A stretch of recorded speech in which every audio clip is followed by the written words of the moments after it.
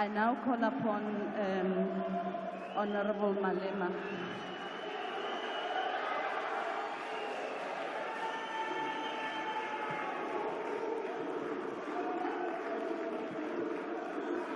Thank you very much. We want to acknowledge the leadership of all political parties that form part of the progressive forces here in Parliament. This includes the leadership of Umkhonto weSizwe Party, the African Transformation Movement, the United African Transformation, and the National Colored Congress.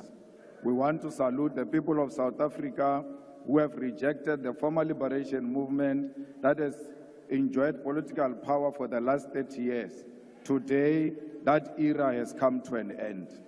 It is beyond doubt that the former liberation movement failed to turn the political power into economic power. As our forefathers in the liberation struggle in the African continent said, political power without economic power is meaningless. Mr. President, you indeed spoke like a badly wounded buffalo yesterday. You spoke like a given-up soul. Nothing inspirational came from that tired speech yesterday. You didn't speak like a person who declined electoral support with 17% to less than 50%. How on earth do you repeat a Sona speech that made you lose elections? You were saying to South Africans yesterday, in no so many ways, that you learned nothing out of these historic elections to an extent that you want to continue business as usual. We grew up being told that some of you were collaborators, but we gave you some benefits of the doubt. It was said in this house that you personally wrote a letter to the apartheid police accusing your fellow comrades of planting communist ideas in your head, and we refused to believe that story at that time. It now makes sense that despite the apartheid regime being so oppressive against all freedom fighters, you peacefully and uninterruptedly attended university and you were given your first job by the ambassadors of apartheid, capitalism, and colonialism. Without a hassle, you bought yourself a first car and a house with the assistance of the Urban Foundation, which was anchored by the Ruperts and the Oppenheimers, while your comrades were sleeping under trees in exile and languishing in jails. We asked ourselves as to how did you form a union of mine workers without being a mine worker? Can't you know you were the conveyor belt between the workers and the super exploitative mining capitalists in South Africa after the Oppenheimers and Anglo-American had concluded that the mine workers must be organized. Our elders in the struggle have made allegations before in this house that throughout the struggle against apartheid, you were insulated from any form of arrest and harassment by the apartheid system. Towards the end of apartheid, you shockingly placed yourself at the center of the negotiation for the end of apartheid. No one knows how you arrived to be at the center of the negotiations of our liberation. It now explains as to why so many compromises and capitulations were made, leading to a situation where economic power remained in the hands of the white minority. Malema, can you take a seat? There's an order by the Deputy Chief Whip.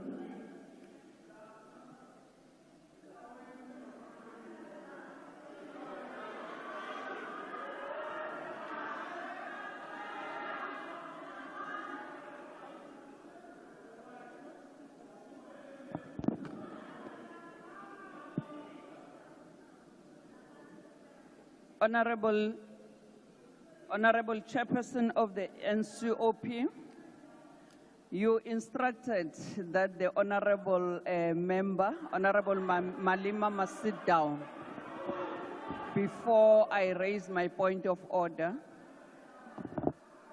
Honorable House Chairperson, Honorable Chairperson of the NCOP, the Honorable Malema is casting aspersion on the President, on the persona of the President. can he please bring in a substantive motion to support his statements that he's making in the House? Thank you. Thank you very much, Honorable Chief Whip. The order is sustained.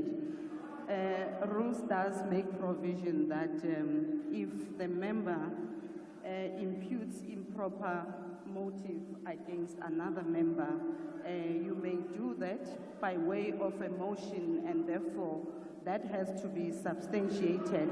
And therefore, Honorable Malema, can you then proceed with your speech? I see there's another point of order that's been raised on DA. Withdraw what? Thank you, Madam House Chair. Madam House Chair, I rise on a point of order in terms of Rule 92.10, which indicates that when a point of order is raised during the debate, the member called to order must resume his or her seat, and after the point of order has been stated, the presiding officer by the member raising it, the member raising the point of order must likewise immediately resume his or her seat when she has concluded his or her submission. Madam House Chairperson, can I just get clarity on the fact when the Deputy Chief Whip of the ANC raised the point of order, the member at the podium remained standing, and I would just like your ruling on that. Thank you. Honorable Malema, we have requested that you take your seat, but despite that, you did. Thank you very much. As I have ruled on the previous order,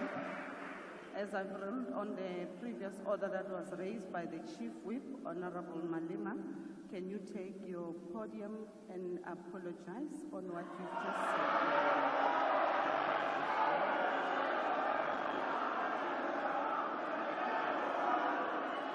The order of I must apologize for not sitting down.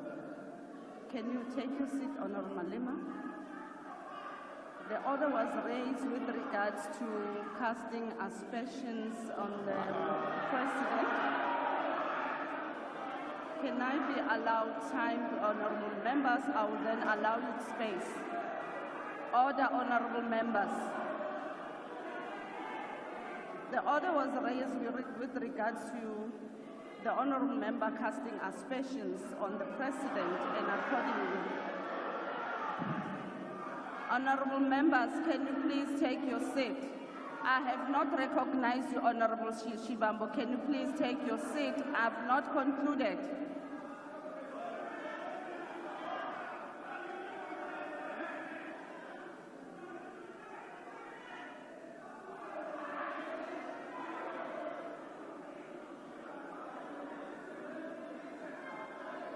Honorable member, can you allow me please to conclude? Honorable Malema, you can take the podium, but please, can you please withdraw, or rather not repeat what you have said earlier on as you proceed with your speech? Honorable members, please, can you? Honorable members,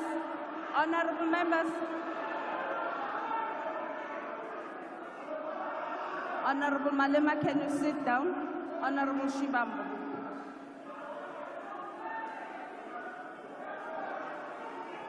On a point of order, House Chair, we are going to forgive you because you are new, you don't know the rules of this parliament. When a point of order is raised, you must specify the rule and the specific sentence or a phrase that you say this is a violation of the rules of the National Assembly. What the Commander-in-Chief is doing is to give a political characterization of a phenomenon. That is a point of debate. It's not casting aspersions. How else do we deal with political questions without giving context to what got to transpire to where we are now? Where else do we say that except here in this parliament? You can't suppress political debate because of your misinterpretation and misunderstanding of the rules. Please allow the speech to finish. And then when we later on go to Rules Committee, we're going to illustrate to you with proper evidence when we're inducting you that the rules do not say what you are saying that you must withdraw. Please be patient with this process We are going to understand them when time progresses. Currently, your application is incorrect. Thank you, Honorable Shibambo. Honorable members, Rule 53 makes provision that if a member makes personal reflection on the member's integrity that are equally offensive or damaging, which cannot be necessarily substantiated. Therefore, that should be done by a way of a motion so that a member can substantiate what he's been saying. At this point in time, Honorable Malema has cast aspersion against the President, which needs to be substantiated accordingly, and therefore the order remains sustainable. Honorable Malema, as you proceed with your debate, can you kindly refrain from making such aspersion? Thank you very much. You may proceed. I must proceed. Thank you very much. It now explains as to why so many compromises and capitulations were made, leading to a situation where economic power remained in the hands of the white minority, leaving black people with meaningless political power. We can today confirm that it was pure infiltration by forces of darkness. When it was clear President Mandela is not going to make you the first deputy president of the democratically elected South African government in 1994, you threw tantrums and even boycotted his inauguration. The same President Mandela you asked us to celebrate yesterday, you missed the historic moment to do so in 1994 because of personal aggrandizement. Like many people in South Africa, I stood here in this house and said we will give you the benefit of the doubt, believing that the allegations against you of being a collaborator might not be true. I will tell why I'm giving you this personal account. It is necessitated by your activities, actions, and decisions over the past weeks since the electoral defeat of the former liberation movement, which demonstrated clearly that in the battle against neo-apartheid and neo-colonialism, you chose the side of the oppressor like you did in the past, yet pretending to be with us, the oppressed people. Why will the apartheid beneficiaries say that among all black political leaders, you are the only one they can work with, to an extent that you are called a better black with a better accent, and you believe them over us?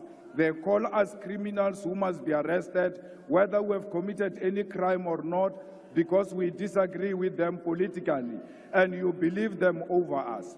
Your own brothers and sisters who come from Shawela and Venda with you are today looked down because of you. You have committed to be a representative of the oppressor.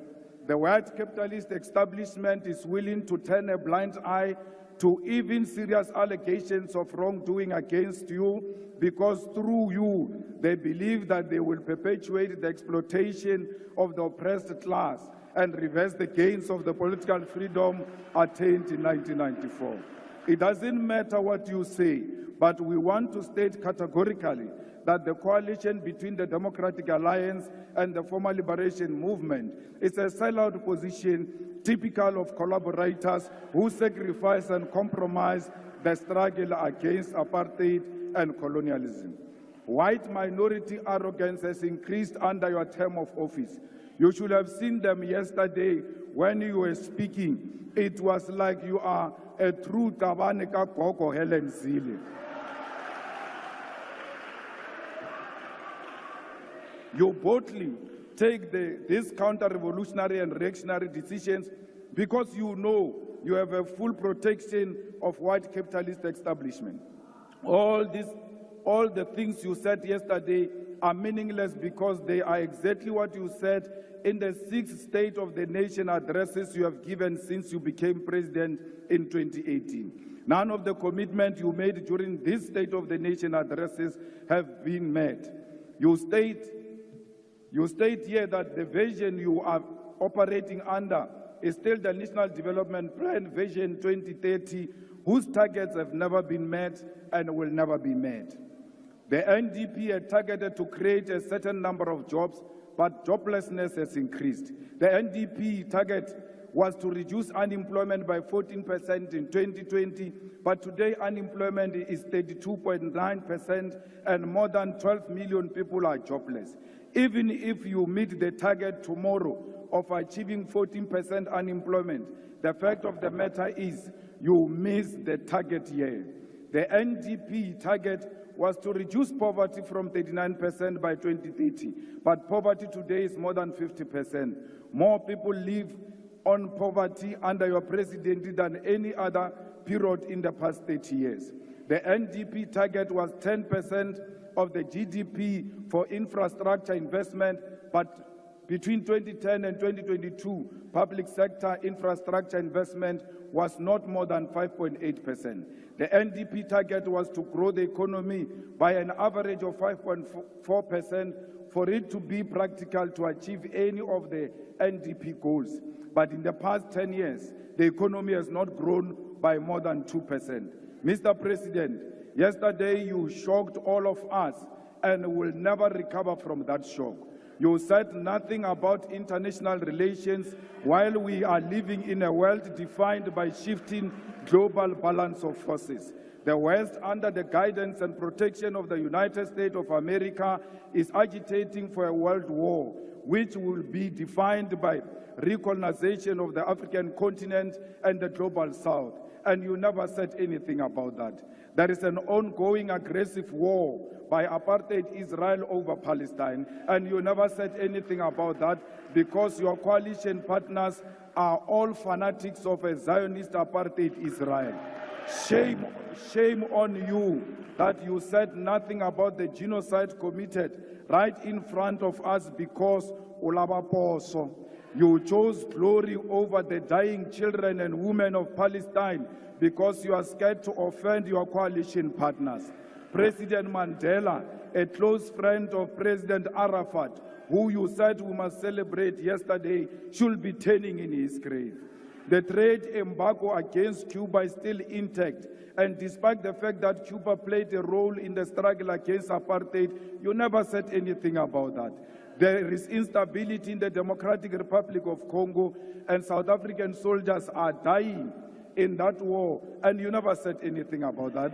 There is a real threat of instability in the entire SADC region, and you never said anything about that. There is loss of life in South Sudan, but you had nothing to say about that. The BRICS Forum has been joined by additional countries such as Saudi Arabia, Ethiopia, Egypt, Argentina, Iran, and United Arab Emirates, and you never said anything about how South Africa should maximize these strategic relations to grow the economy. The North Atlantic Treaty Organization, NATO, is agitating for a world war through its admission of Ukraine into NATO alliance, and you never said anything about that. This is happening while South Africa has discovered strategic oil and gas natural resources, which in itself, Minister Mantashe, it's a cause for global security, but your president said nothing about that. Even if the global balance of forces does not matter to you, there is nothing tangible you said about the high levels of crime happening in South Africa. In the past year, South Africa had more than 27,000 murder cases, and you never said anything about that. Are we being handed over to the imperialist takeover as South Africa? Mr. President, there are more than 300,000 students who have passed and attained their certificates, diplomas, and degrees, but all universities and universities of technology, huge amounts of money. We must cancel student debt and introduce free decolonized education now. You claim to have created 2 million jobs through your presidential employment stimulus, but there are no additional 2 million jobs that were created since you took office in 2018. And if you want to argue this point, go and argue with Stats SA.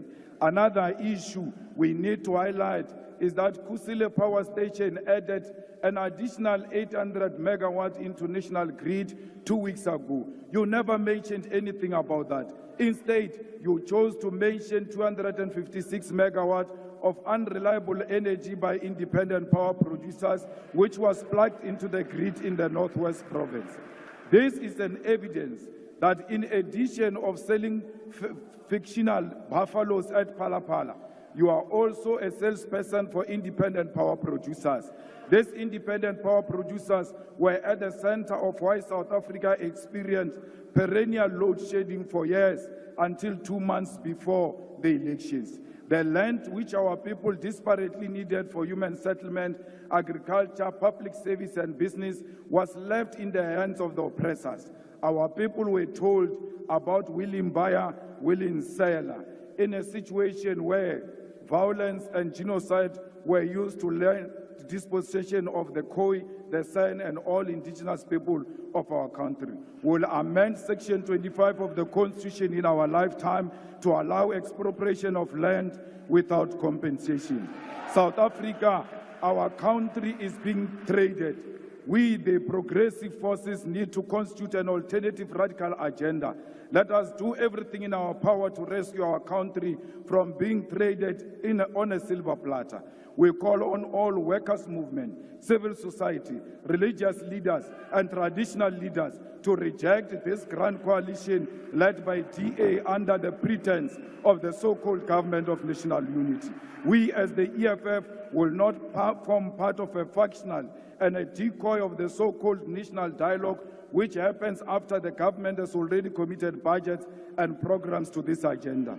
We are not in the business of talk shows. We are in an agenda to realize through economic emancipation of our people, and no matter what it takes, we will never associate with the collaborators and the sell-out agenda of the establishment. Nonyana phaku phaku ibiale ile tiye a re thushike maru a utla bosele motho wa o ba le matric wo a sankang a ba subjected to a peer review comes here and calls us VBS looters. I understand the mind of a rat will not comprehend that is actually sitting with VBS looters themselves in the government of national unity. The same matriculant is a beneficiary of the loot of 20 billion of Steinhoff that was invested by public investment, by PIC. No amount of nonsensical threats of arrest can silence us. Not even death can silence us, because Mama Winnie Madikizela Mandela's voice has multiplied. Ours is a generational mission. We shall overcome. Victory is certain. We want to tell you now, your days are numbered. Thank you very much.